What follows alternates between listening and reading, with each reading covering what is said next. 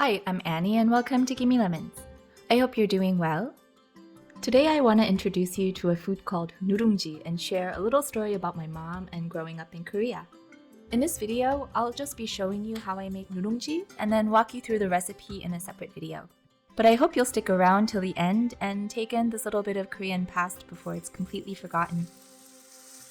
So what is Nurungji? It's what Koreans call the hard, scorched layer of rice they used to scrape off the bottom of aluminum rice cookers before those fancy electric ones came about. And to me, Nurungji is symbolic of the Korean story, the story of hardship, resourcefulness, and gumption. If you do a little research on scorched rice, you'll find that almost every culture with rice in their diets eats some form of Nurungji. In Korea, it was the last bits of rice grains they held onto and stretched out for as long as possible, because oftentimes even something as common and cheap as rice was in want. So it was basically poor man's food. When I told my mom that I was making a video on Nurungji, she cracked up for about 10 minutes straight, no exaggeration.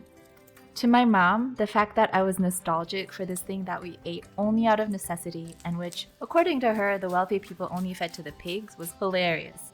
But then when she was finally able to take a breath from her laugh vest, she said, "But yes, it was delicious." Before we moved from Korea to the land of plenty, also known as America, on some days we had so little that my mom would take the little bit of rice that we had, pour some water onto it, and make a kind of soup to fill our bellies with. Yeah, it takes little imagination to know that it didn't taste all that good. It was just pure sustenance.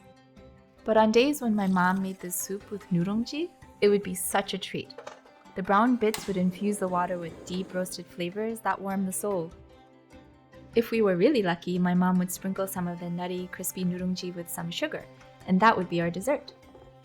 It's funny to see now that there are actually commercial forms of Nurungji being sold, and apparently it was a bit of a trend for a while thanks to BTS and Korean dramas. But I felt the true story of Nurungji needed to be told, also the story of the Korean people, that it was born of hardship and suffering, yet with these little tiny grains and a little hard work, they survived and they rose. Like my mom, who to this day still scrapes off every last grain of rice in her bowl and loves rice so much, this food that kept her alive even during the toughest times, that she keeps her rice cooker as close to her as possible, knowing that even if she has nothing else to eat, she has rice and it'll sustain her. I hope you enjoyed this video, and if you did, please post a comment below.